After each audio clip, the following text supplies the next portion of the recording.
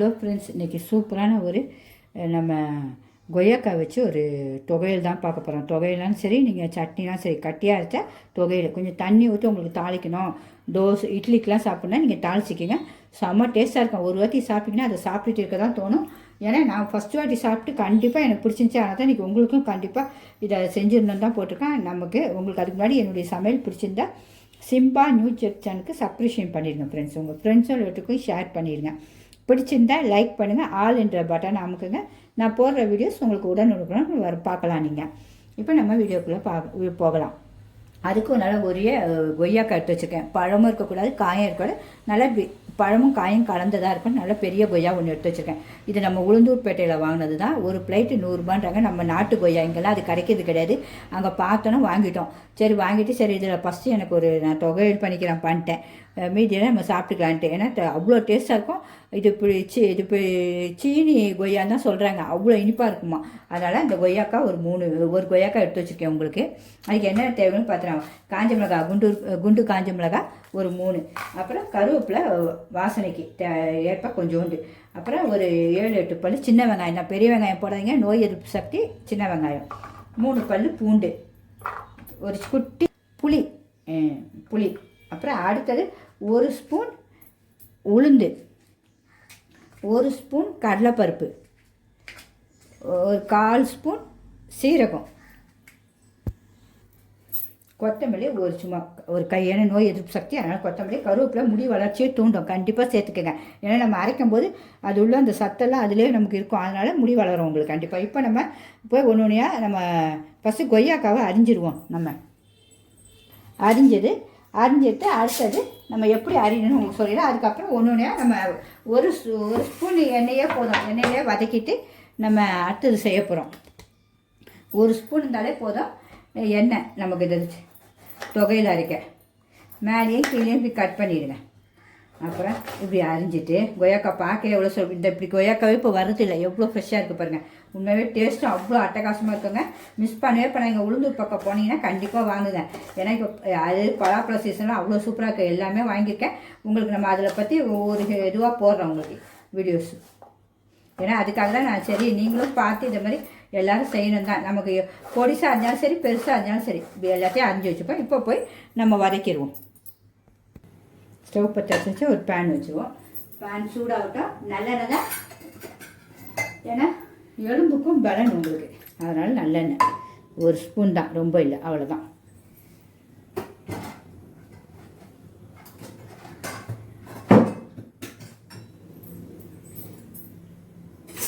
நீங்கள் திருப்பி தாளிப்பெண்ணை 1 ஸ்பூன் போட்டு கடுகு, காஞ்ச மிளகாய், கருவேப்பிலை போட்டு தாளிச்சிக்கலாம். அது உங்களுடைய விருப்பம்தான். ஃபஸ்ட்டு உளுத்தம்பருப்பை போட்டுருவோம். 1 ஸ்பூன் லைட்டாக வறுபட்டுட்டோம். நல்லா லைட்டாக ப்ரௌன் கலரில் வரணும். லைட்டாக கலர் மாறிடுச்சு. அது அடுத்தது இந்த கடலைப்பருப்பு போட்டு 2 சேர்த்து கோல்டன் ப்ரௌன் வந்தோடனே எடுத்து வச்சுருவோம். ஃபஸ்ட்டு இதை கலர் மாறிடுச்சு. வாசனை அப்படியே சூப்பராக தூக்கம் உங்களுக்கு. இந்த கடலைப்பருப்பு வடையும் உளுத்தம்பருப்பு வடையும் இது ஒரு பிளேட்லேயே எடுத்து வச்சுருவோம். ஸ்லோவில் தான் இருக்குது. வாசனை அப்படி தூக்குது. நமக்கு உங்களுக்கு பெருங்காயம் வேணால் நீங்கள் போட்டுக்கலாம் பிடிக்கணும்னா, இல்லைன்னா வேண்டாம். இந்த கலருக்கு நல்ல கலர் செவக்கணும் உங்களுக்கு. அடுத்தது சின்ன வெங்காயம், பூண்டு, புளி, கருவேப்பிலை காம்போடு நம்ம பிக்கலாம் வேண்டாம், இதோடையே போட்டுருவோம். அப்புறம் மிளகாய் காம்பு எடுத்துக்குவோம். காரத்துக்கு ஏற்ப மிளகாய் அவங்கவுங்க காரத்துக்கு ஏற்ப போட்டுக்கோங்க. நல்லா 2 நிமிஷம் வதக்குவோம். நல்லா வதங்கி போட்டால் ரொம்ப நேரம் வேண்டாம். 2 நிமிஷம் வந்து வதங்கினாலே போதும். வந்தது பார்க்க இப்போயே சூப்பராகிடும். இந்த அளவு வந்தோன்னே கொய்யாக்காயும் போட்டுவோம். கொய்யாக்காவும் சும்மா 2 நிமிஷம், ரொம்ப வேண்டாம், 2 நிமிஷம். யாராவது இப்படி கொய்யாக்காய் சட்னி தொகையில் செஞ்சுருக்கீங்கன்னு சொல்லுங்கள். உங்களுக்கு செஞ்சுருந்தால் கண்டிப்பாக சொல்லுங்கள். எவ்வளோ டேஸ்ட் இருக்குன்னு சொல்லுங்கள். 2 நிமிஷம் வதங்கட்டும். இப்போ தேவைக்கேற்ப உப்பு போட்டுவோம். இதில் உப்பு நம்ம போடலாம். அதனால் தேவைக்கேற்ப உப்பு போட்டாச்சு. இவ்வளோதான். என்ன 1 நிமிஷம் அவ்வளோதான். சீரகத்தை போட்டு இறக்கி வேணும். இந்த அளவு வதங்கினா போதும் உங்களுக்கு.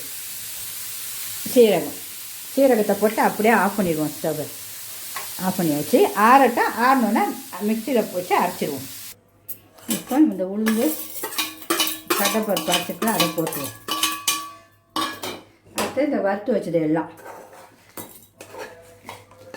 உங்களுக்கு தண்ணி வேணுனாலும் அரைச்சிக்கங்க. ஆனால் தண்ணி ஊற்றாதீங்க இப்போதைக்கு. ஃபஸ்ட்டு வெறுமை அரைச்சிங்க, அப்புறம் வேணுன்னா உங்களுக்கு தண்ணி ஊற்றிக்கலாம்.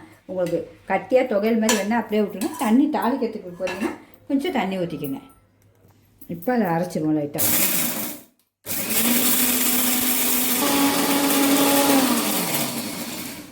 இப்போ கொஞ்ச நேரம் அரைச்சாச்சு. இந்த பாருங்கள், இந்த அளவு இருக்குது. உங்களுக்கு தொகையிலுக்கு போதுனாலும் இந்த அளவுலேயே நீங்கள் எடுத்துருங்க. அப்படி இல்லைன்னா கொஞ்சோண்டு நம்ம தண்ணி இந்த இதில் இதை பாருங்கள் எவ்வளோண்டு எடுத்து வச்சுக்கோங்க. அது வந்து ஒரு 1/4 அவ்வளோதான். இந்த தண்ணி மீதி இருக்குது. ஏன்னா நமக்கு கொஞ்சம் இன்னும் கொஞ்சம் ரொம்ப திக்காக இல்லாமல் உங்களுக்கு வேணுன்னா இப்படி போட்டு போதும். சுவையான கொய்யாக்காய் சட்னி சூப்பராக ரெடி ஆகிடுச்சு. இப்போ எடுத்து டேஸ்ட் பார்ப்போமா? இப்போ என்ன சூப்பராக ரெடி ஆகிடுச்சு பாருங்கள்.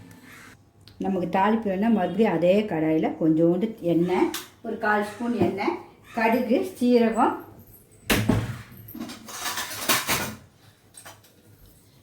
சட்டி காயட்டும்.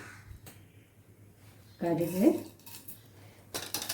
சீரகம், கடுகு நல்லா பொரியணும்.